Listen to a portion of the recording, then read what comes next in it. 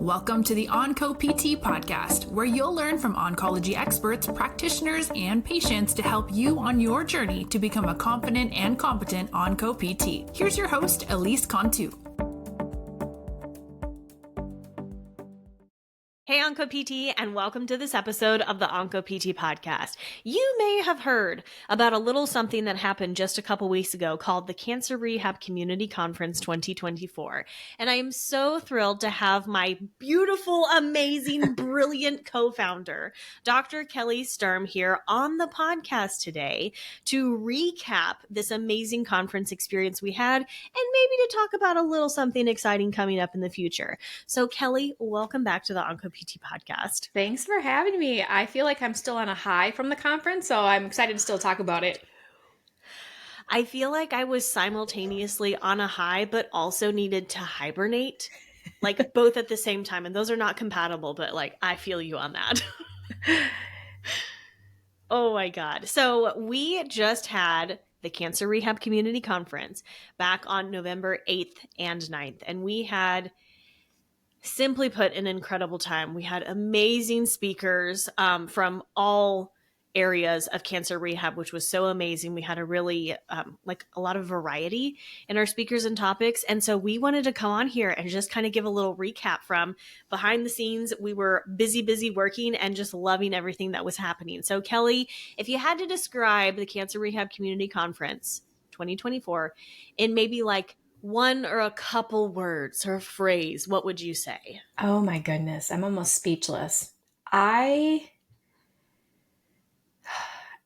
was very valuable and there was a lot of insight.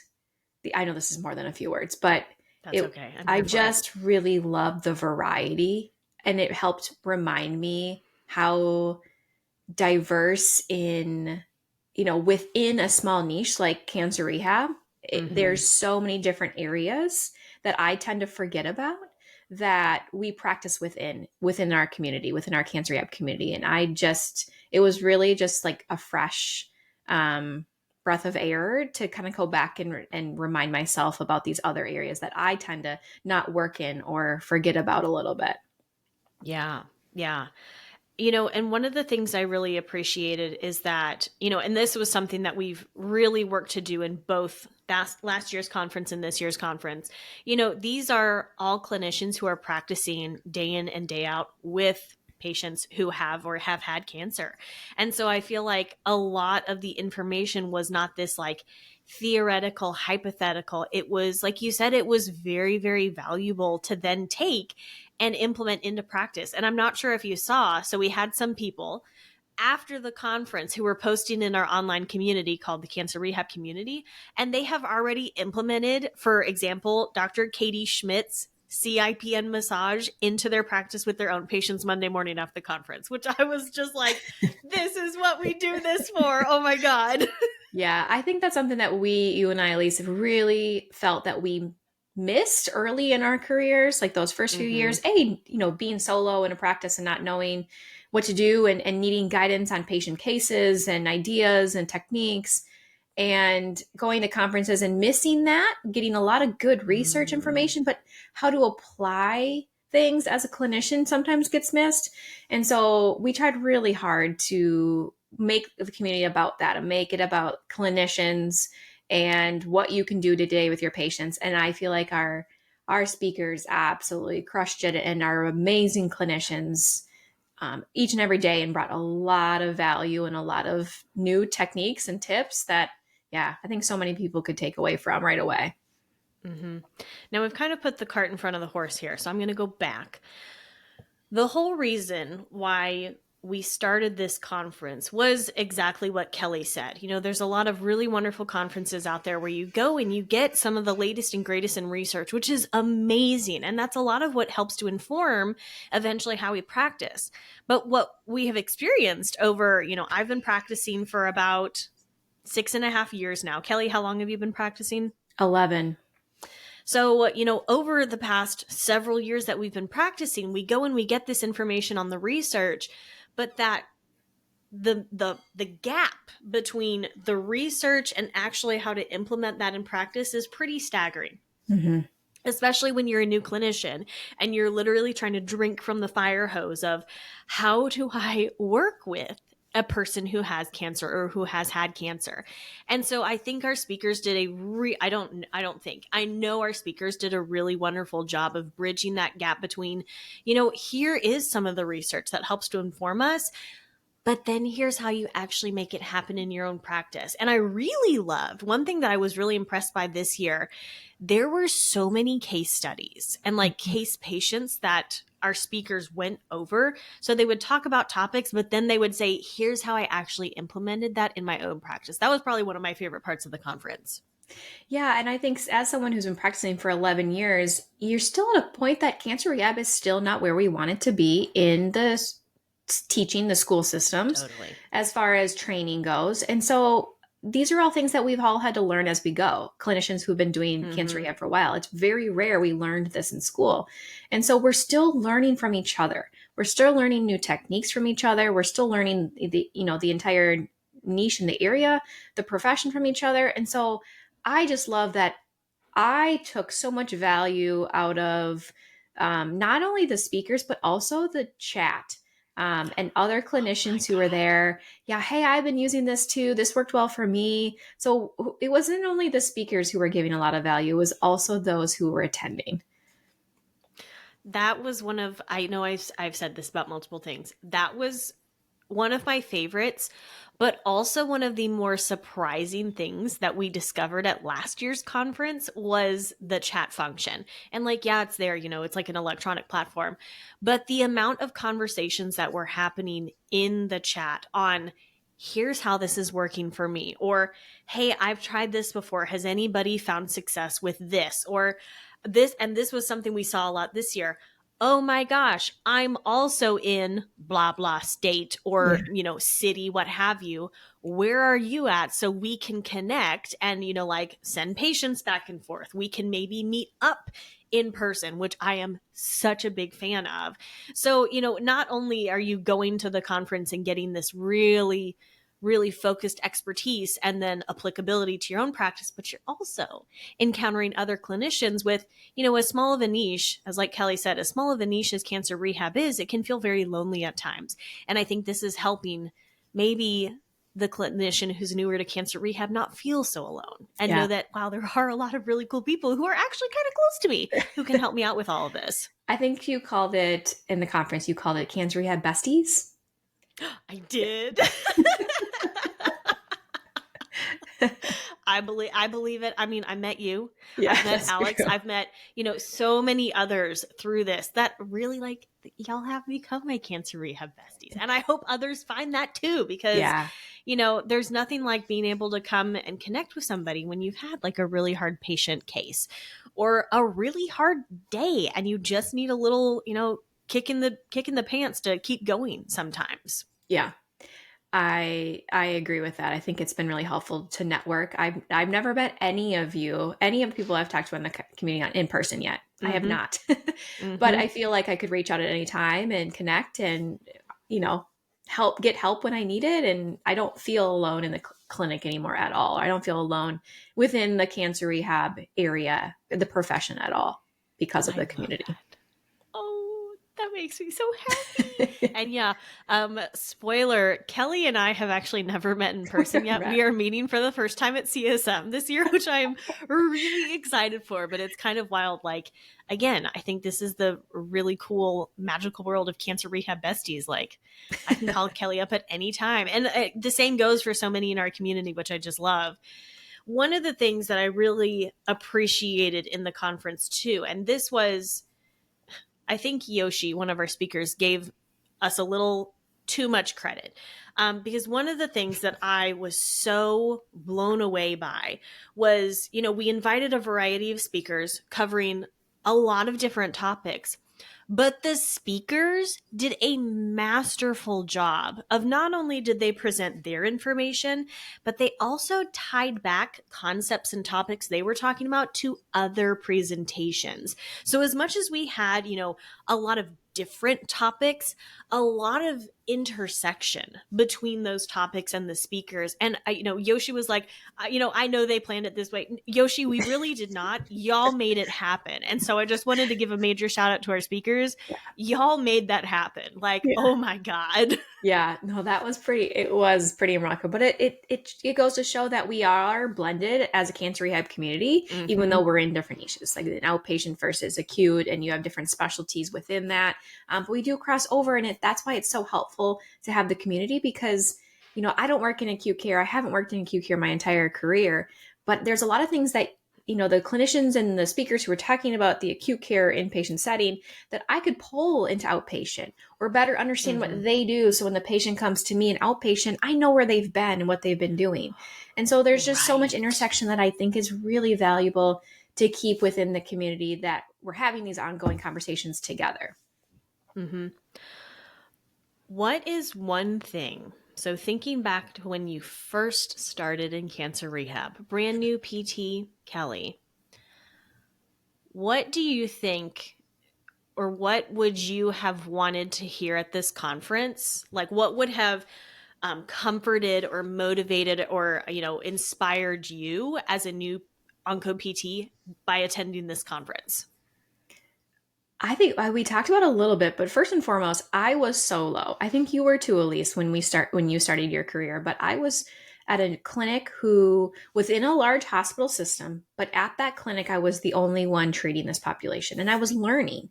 And yes, I could probably email someone and get some information, but I still felt very alone day to day in patient cases, not being able to bounce ideas off of someone, not learning new things. And so I think the biggest thing of just having that creating that network and finding a new network who Definitely. I could reach out to at any time, carry over after the conference. First and foremost, I think that would be what I would take away as a new grad or a new clinician in cancer rehab.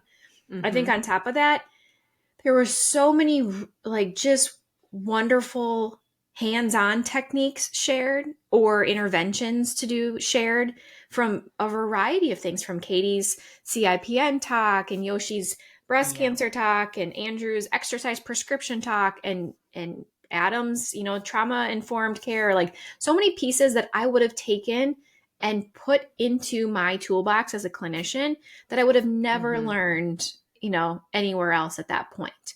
And I didn't learn any of those right away. So I would have really just soaked in so much value of how to be a better clinician right away. Yeah. Same on the lonely aspect of this. For listeners who have been with me on this journey for some time, that for the first 2 years of my career, I was extremely blessed in that I got what I thought was my dream job right after graduating, which was amazing. I was working with oncology patients all day, every day. And then the reality kind of set in, and I realized, this is not the right place for me. I was the only clinician on site. I was the only rehab clinician on site. So the only PT, there were no OTs, no speech, no anybody else.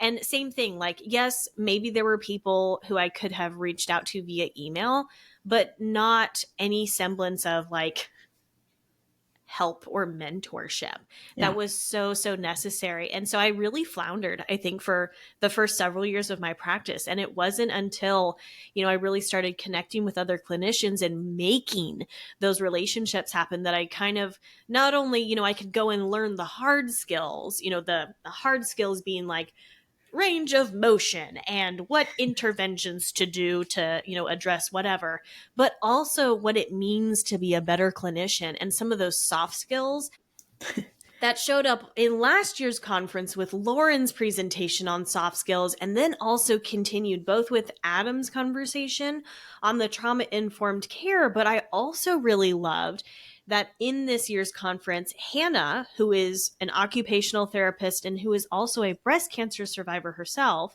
and I'm not sharing anything that she did not share in her presentation, okay? So this is all very respectful to what her experience has been.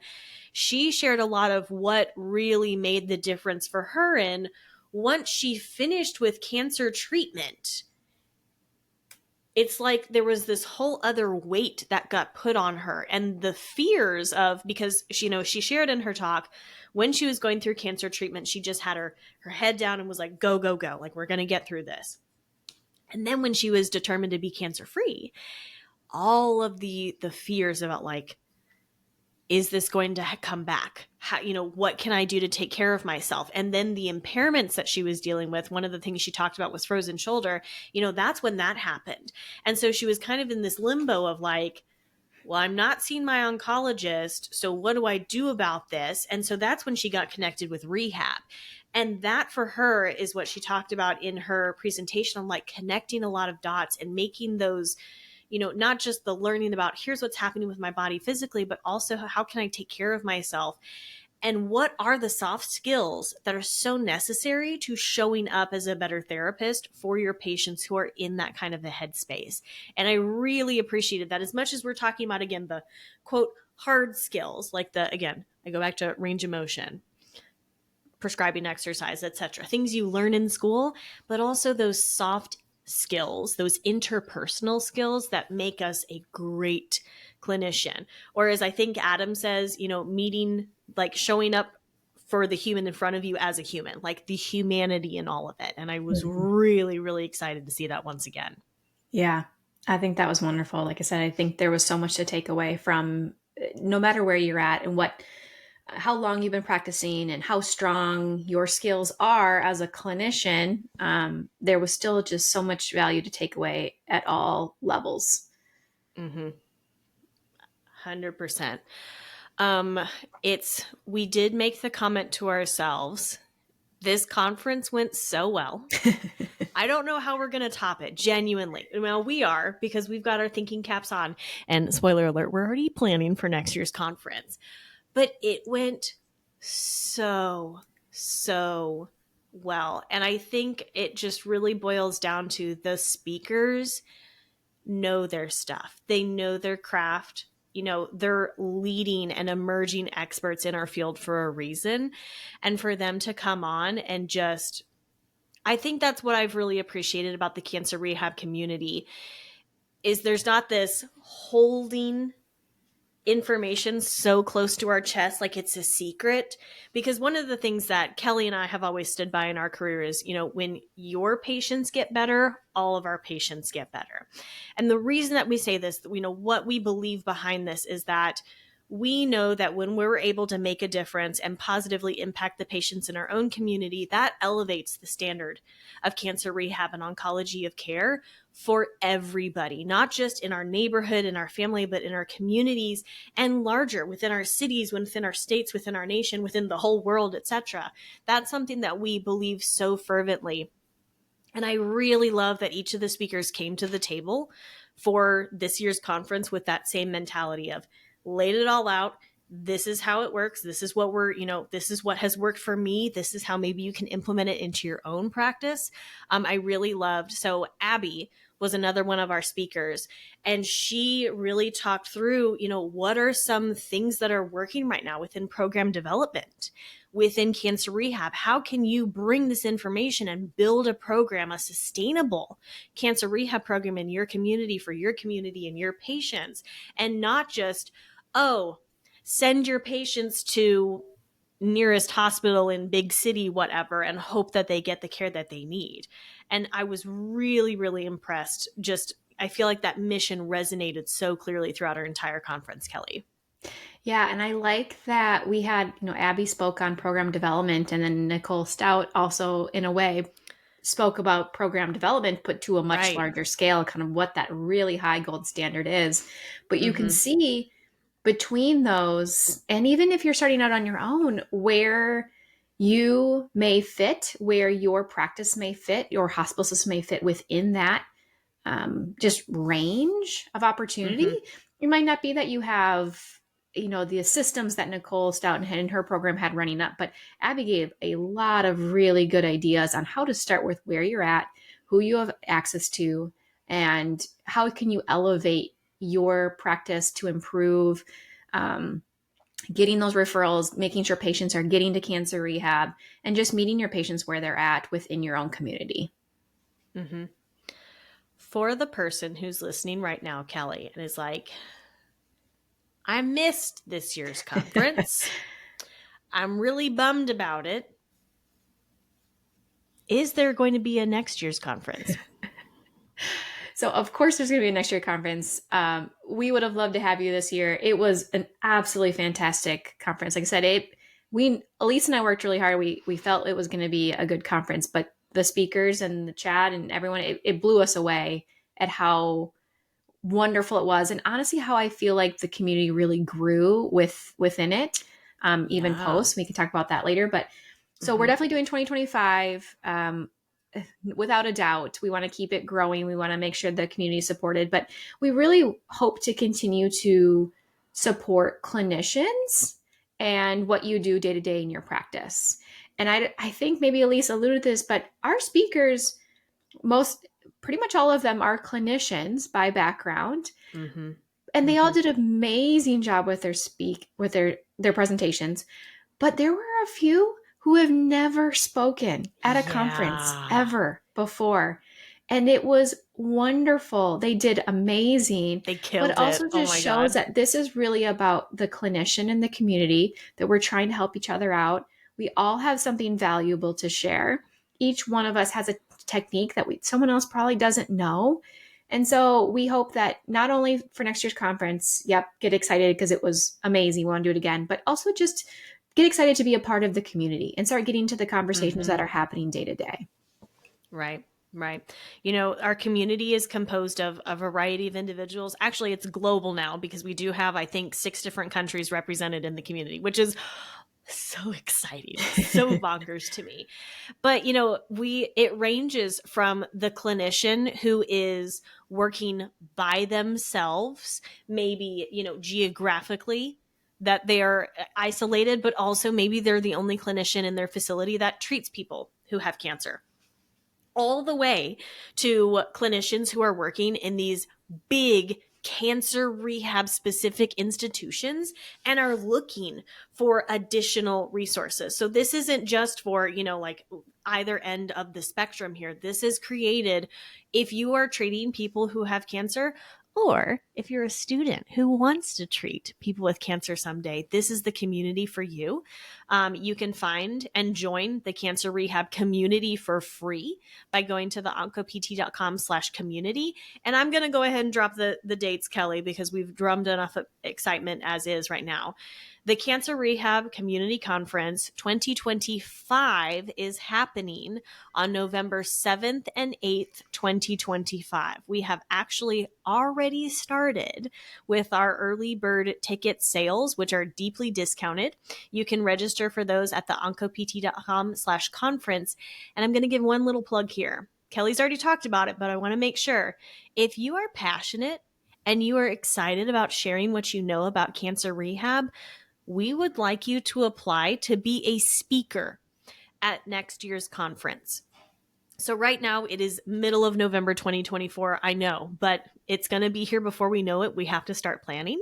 So you can also find the application to be a speaker at the Cancer Rehab Community Conference 2025, again at the oncopt.com/conference, and you'll be able to find the speaker application area as well. So we welcome your submissions. Again, as Kelly mentioned, these are not all world-class speakers who have decades of conference speaking experience. We had some first-time speakers at this conference, and it was outstanding because your perspective is valuable, just like with our other speakers. Again, we had Nicole Stout and Susan Maltzer, you know, that Maltzer 2017 article that I quote all the time on this podcast, a focused review of safety considerations in cancer rehab, that Maltzer, all the way to some clinicians who this was their very first time speaking in front of an audience, and it was outstanding. So we want you at the conference. We also want you to apply to be a speaker.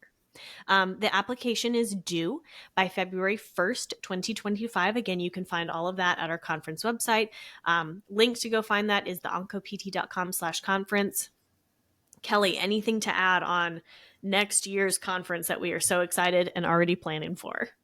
No, I think you tapped it off. And like I said, don't feel like you need to have past experience speaking. If you have an area that you're really passionate about and you have a goal for 2025 to speak for the first time in a conference, or you have a topic that you've been really diving into and you feel like you want to share what you're learning, like, please apply. We want to learn. We want to learn what you know. And Elise shared the website too. You can also go straight to thecancerrehabcommunity.com, and all of that is on the website as well. Amazing. One last thing, Kelly, if there's someone out there who is listening to this and says, I just don't know if this is the right place for me. I'm treating oncology patients. I'm kind of lost. I'm kind of stuck. I just don't know where to turn. What would you tell them? First and foremost, come just join our community. Even if you're a fly on the wall and want to just read and learn, people are asking case studies and a lot of people are giving really good responses. So you're going to learn a lot. Start getting to the conversations, ask some questions, give some answers, ideas, whatever you have. Just start there, because when you can start getting plugged in, start networking a little bit, just being a part of the conversation, I feel like you're going to get a lot more out of it than you realize. So that's a great place to start. And then get ready for the conference. Like, you're going to dive deeper. We have 12 months to go. But so there's a ways out, but that'll give you enough time to start kind of getting plugged in through the community, and then get ready to dive in real deep in that conference next year. Mm-hmm. We also are submitting for CEUs again for the 2025 conference.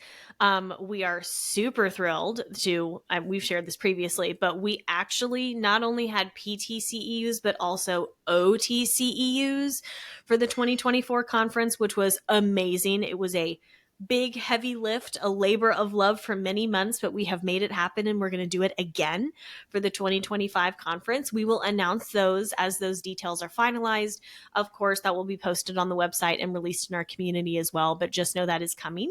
And then if you're a student also, we also have student tickets, deeply discounted. They're not eligible for CEUs, but if you have a student in your life who is interested in cancer rehab, is interested in working with the oncology patient population, this is a great way to get them connected with a lot of other really passionate and excited practitioners in our amazing field. So, Kelly, thank you so much for joining me today. Where can people find you and learn more from you? Well, I hope you come join us at the community, because Elise and I are very active in there. But if you want to find me personally, I'm at Cancer Rehab PT on Instagram and YouTube, and cancerrehabpt.com for my website. So feel free to reach out. Amazing. Kelly, I'm so, so grateful that, first of all, I found you and we've become Cancer Rehab besties, but also that we've partnered to make this amazing community like it, and I have to brag a little bit on us. Nicole Stout talked about how we are revolutionizing cancer rehab through this conference and through this community. And I am so excited to continue this work that we've started. We cannot wait to see you at the Cancer Rehab Community Conference 2025. Again, you can find all of the details about the conference at the oncopt.com/conference, or you can go straight to our community website, which is the the cancerrehabcommunity.com. And I will link all of these in the show notes, of course. Great. So until next time, this is Elise with the OncoPT. And remember, you are exactly the physical therapist that your patients with cancer need. So let's get to work. Thank you so much for listening to this episode of the OncoPT podcast. If you'd like to help support the podcast, please share it with others, leave a rating and review, or support us on Patreon.